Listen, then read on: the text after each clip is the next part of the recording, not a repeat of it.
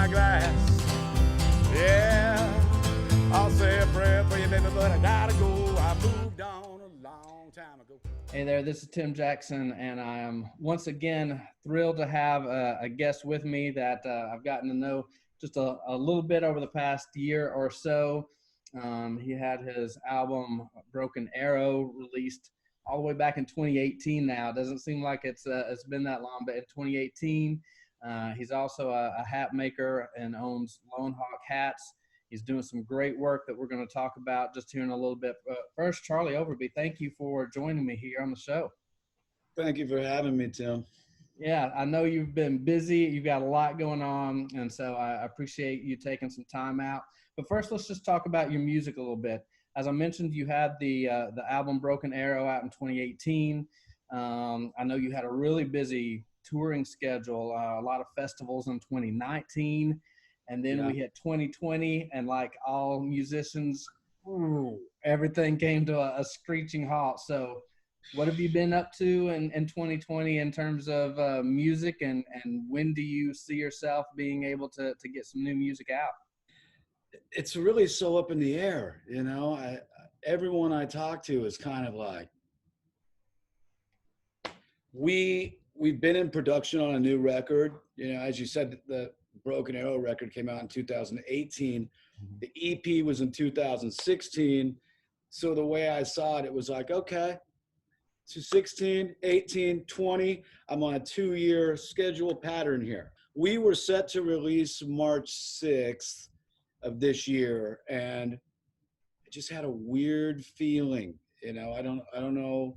At the end of the day, we had pushed the release back, and then boom, and it was like, wow, you know. So I'm somewhat grateful that we didn't release March 6th, because I do have friends that did release on that date and right around that date, and it's really hard to release a record and not be able to tour on it, you know. I mean, it's nearly impossible, let alone ordering a bunch of merchandise and sitting on all that merch and not being able to do anything with it except pay the storage fee. It's, I mean, you know, it's really, it's a heavy time for music, and we as a whole go crazy if we're not out doing it. If we're not making music, we don't know what to do with ourselves. So luckily for me, I'm very, very grateful that I have a side outlet, another form of art with making the hats, and I'm pretty backed up with that. So, you know, I've been able to stay busy. I know the guys in my band are losing their minds. They're like, what are we doing? And so I think that we're finally just going to say screw it and take the dive and go in and finish and set a release. We had been holding on to the hopes of our European tour in November, and I didn't want to cancel it just because I figured it was not a good idea as far as the positive vibes of the whole thing. And of course, 2 days ago, I got the email saying we're going to have to postpone to 2021. So as far as holding off on releasing a record until 2021, I don't want to break that 2-year streak, you know. So I got to release at some point in 2020. So I'm thinking probably more towards the end, you know, when it opens up a little bit. Right. Hopefully. I mean, there's no telling what's going to happen. It's so crazy, Tim. It's crazy. Yeah, exactly. And we're definitely going to talk a little bit about more about COVID-19 and how it's affecting people and what you're doing to assist with that. But to set the ground for that, obviously, Charlie, you're a musician. You're used to touring. You're used to being on the road. But like you said, you are fortunate enough to have a second line of work, which you may not even think of it as work, because I know it's something that you love to do. But Lone Hawk Hats, tell me just a little bit about how you got started with Lone Hawk Hats, and what's interesting to me about this is that you create hats made of or that started as vintage hats. And I know when we had talked before, you talked about how, especially by the time you got to the 1980s, they started making hats out of these terrible blends. And what you're looking for is those hats that have that fine quality from some of them 100 years ago. So tell me a little bit about how Lone Hawk started and kind of what you do. And for a lot of folks in the Americana world, they're going to know about Lone Hawk hats. Yeah. Oh, man. You know, I started, Tim, back in like the 90s, just making hats for myself because I wanted over the top stage hats and nobody really did that, you know? So I did a bunch of hats for myself. And then I did my cowpunk. You know, I was in this band Custom Made Scare that was on Side One Dummy, super cowpunk. It was like they used to say it was a mix between Hank Williams, Ted Nugent, and Motorhead, which was pretty dead on. Aside from the Nuge, I don't really hear the Nugent in there. But anyway, I was doing, you know, the bent up cowpunk hats for that. And then that was about 99. And then I didn't do any for a long time. And then one day I just, out of necessity and boredom, I just kind of started doing a couple of hats again. And my lady, Vanessa, who owns Honeywood Vintage, posted one. Now, my dear buddy, Charlie Starr, but back then I didn't know Charlie, reached out and said, hey, man, you make me a couple of hats. And I was like, yeah, I would love to make you a couple of hats. Right. And that was it, Tim. From then it was like it was a crazy thing of I just started making hats for a lot of really cool people. And it just kind of snowballed and became this Lone Hawk hats thing. It's funny, like you said, I mean, I make hats out of hats. You know, right. I take like a really old, the older the better, because the quality back then was so fine, just like anything, guitars, cars, you know, they don't make them like they used to. That's a very true statement, you know. And so I use really, really old shells from anywhere from the 1800s up to mid 70s, because that's when the quality still was very high. And I break them, turn them into like originally when a hat starts, it's kind of like a cone. So I'll take this old hat and just beat it into like that old cone. And then I hand shape it into something else. I don't have blocks or tools or anything. It's kind of like this, what we're doing right now, like with the computer and the Zoom meetings. I don't know what I'm doing. And it's kind of the same thing with hats. It's just something I do, you know. It's kind of like writing a song, you know. It just kind of comes out. You just do it. So it's been a crazy thing, and like I said, it's been a real blessing. You know, I've met a lot of great folks, and I've made a lot of hats for a lot of great folks, and which is probably leading us into what's happening now today. When the COVID-19 thing happened, my lady and we were on a little trip for her birthday, which was March 6th. Let me interject too that Vanessa, who owns Honeywood Vintage, and you guys are based in Los Angeles, and it is a brick and mortar business, so people can't, well, I'm not sure if they can right now, if you guys are open for COVID-19 or not, but eventually you'll be able to go to Honeywood Vintage, and some of your hats are physically there in that shop. Oh yeah, it's you know, Honeywood. What's the address of Honeywood Vintage? So if people are in the area, they can stop by. Right. It's in Highland Park in Los Angeles, and it's on York Boulevard, and the address is 5117. Okay. 5117 York Boulevard. Half the store is hats. Half the store is Vanessa's incredible collection of old vintage, and she makes these amazing overnighter bags, and she's kind of crazy designer too, and she makes a bunch of amazing stuff.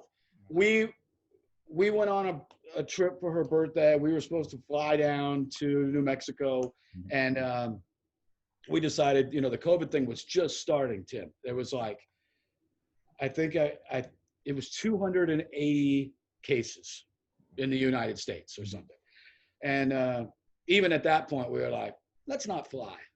So we drove, and it was incredible. And we did the whole, you know, the trip to Taos and to Santa Fe. We went and saw my buddy Raul and Chuchas. And on our way back through, we stopped in Gallup. And there's an old hotel there called El Rancho that is one of the most amazing old places you ever seen. It's just so cool. But in the old days of spaghetti westerns, when they were making those movies, all the actors would stay there. So it's very spaghetti westerned out and just so cool. And we were driving through Gallup, and I was like, baby, we got to stay one night here. We got to extend the trip one day. And so we did. And we came home. We got home on the 8th of March. I was watching the news. COVID had exploded, and they had turned that hotel into a makeshift little hospital care unit for the Navajo Nation because they don't have any hospitals. Right. They don't have barely even running water out there on the reservation. So we just had this, you know, crazy feeling that we should do something, and a little something, you know, just a little something to raise some money for the Navajo Nation. So I talked to a buddy of mine, Raul, who is an actor and Native American descent, indigenous, amazing dude. And he's on that show Mayans. Did you ever see that movie Apocalypto? No, I did not. Oh man, it's about the Mayan. I'm writing it down though. Apocalypse. Right. It's hard now because they've actually banned it in some places because it's so gnarly. But it's about the old Mayan people, and it's pretty crazy. But he's the real badass at the end, and it like so. Luckily, I met him before I saw the movie. He came to me. He came to me for a hat, and we had just gotten back from Tulum, from being down there at the Mayan temples, and he came to me about a hat, and then we watched the movie that night. Luckily, because if I would have seen the movie first, Tim, I would not have been able to meet up with Raul because he's he's the gnarliest villain ever. But anyway, Apocalypto, you got to check it out. I will. So anyway, I called Raul and I said, Raul, we want to do a little fundraiser and help Navajo Nation. I'm thinking maybe I'll get a couple of the Lone Hawk family people involved and have some signed hats, and we'll do a little auction. You know, we might be able to raise 10, 20 grand, you know.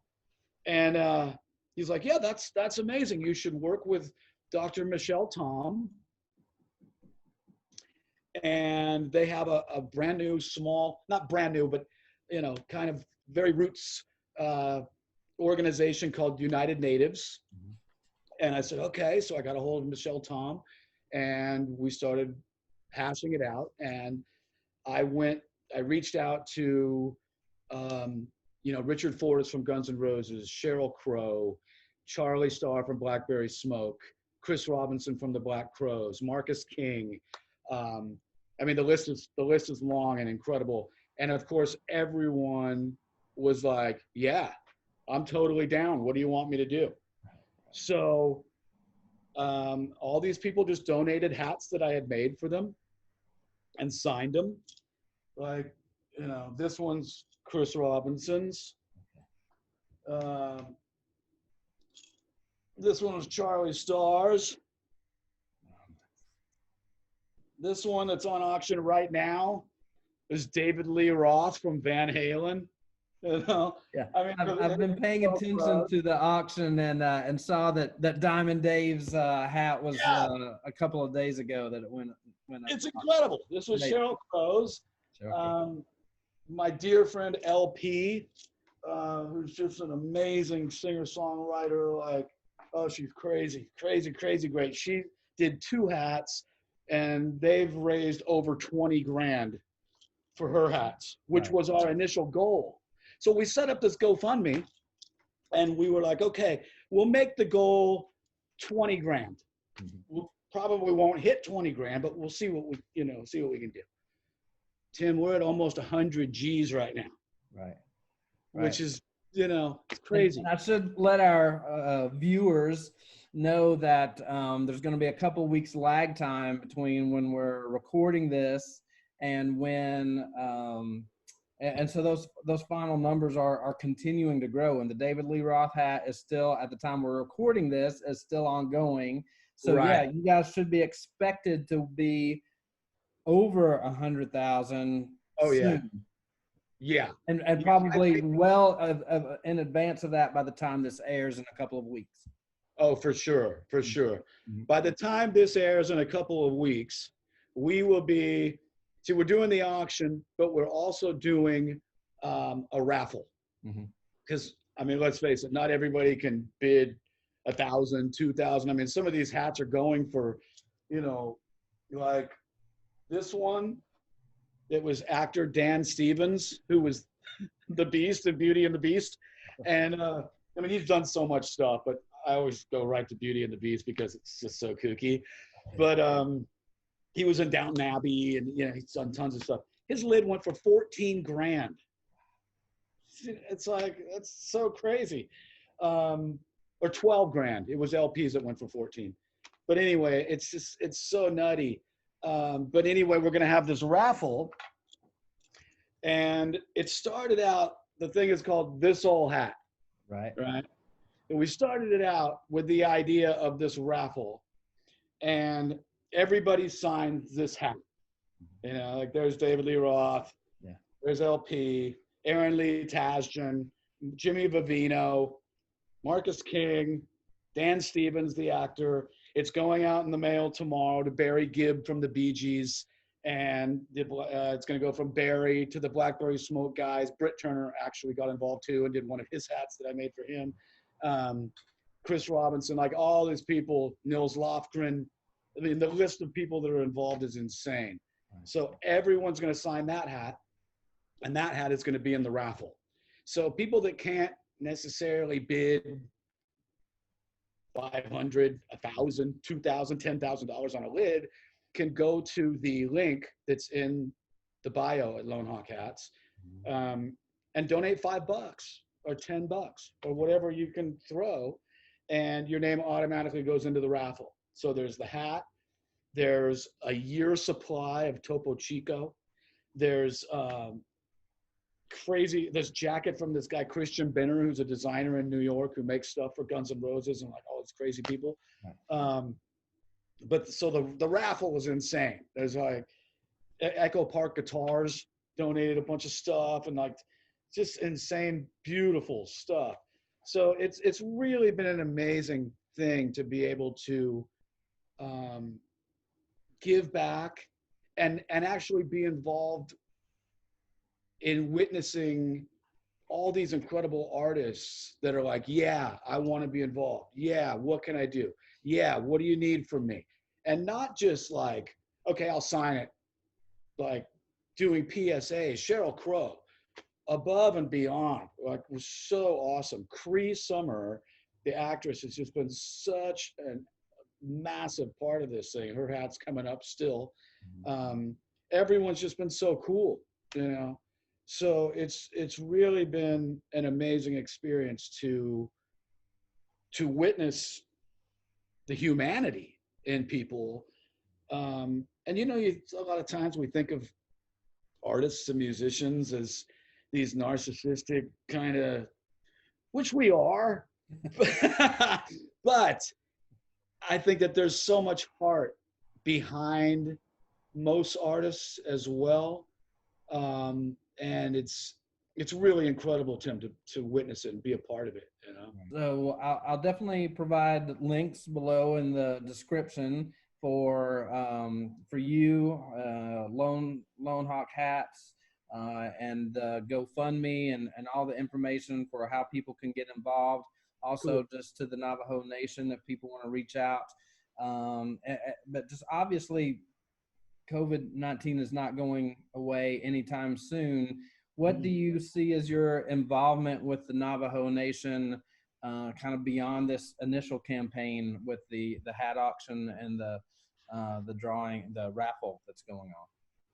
Well, you know, we were talking about that this morning, actually, Vanessa and I, and you know, we're coming up on the 100 grand, and it's, you know, people seem to keep coming to the table, and it's not something where I'm ever going to go, I'm done with this.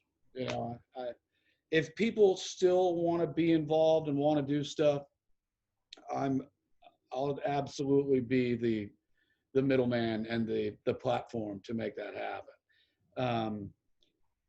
At the same time, I got to finish my record, and I got to make hats. As long as we can be of service and do stuff, we will do it.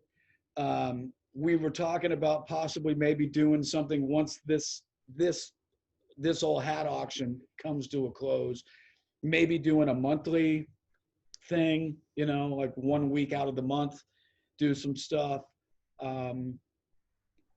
There's no telling how long this thing's going to last, you know. Right. It's crazy. And then on top of all that, the politics of America right now are so crazy. And we're such a young country. That's the thing of it, is it's such a young country, and we're going through these crazy growing pains, and it's not hard to, it's not easy to grow up. Hopefully after November, whatever's going to happen, happens, and we can kind of get back to some sense of unity, Right. you know? Right. There's too much separation and divide, you know? I'm not a big fan of the divide and conquer. I'll just go as far as saying that. Right. I think that to make change, we all have to make change, you know? Even if it's uncomfortable. Right. The most important change is always uncomfortable. I don't like changing my pants. I want to wear the same pants the whole tour. But once a week, I got to put on a new pair of pants. Right. Yes, you're exactly right. Yeah, sometimes change is definitely uncomfortable. So it is part of the process of growing as a nation. And some of that growth is uncomfortable, exactly what you're saying. Growing pains, man. Yeah, yeah. But we certainly appreciate, you know, I've been watching, I don't really want to say watching in amazement, because that makes it sound like I didn't think your hats could bring this kind of money, but I mean, wow, it's been spectacular. And for you to, like I say, you're coming in on $100,000, and by the time this airs, it should be well over $100,000. I think we all just appreciate the work that you're doing, the energy that you're putting into this. And we certainly hope that this money can go to the Navajo Nation and help get this COVID-19 under control with them. And we definitely appreciate all that you're doing. Thank you, buddy. Man, yeah, it's amazing. So I'll let you go. I know you're very busy with a lot of things going on, but I definitely wanted to say once again, I appreciate you taking the time and appreciate that everything that you're doing for the Navajo. Take care, my friend. Thank you for having me, Tim. Thank you. All right. Thanks. All right, buddy. Say goodbye.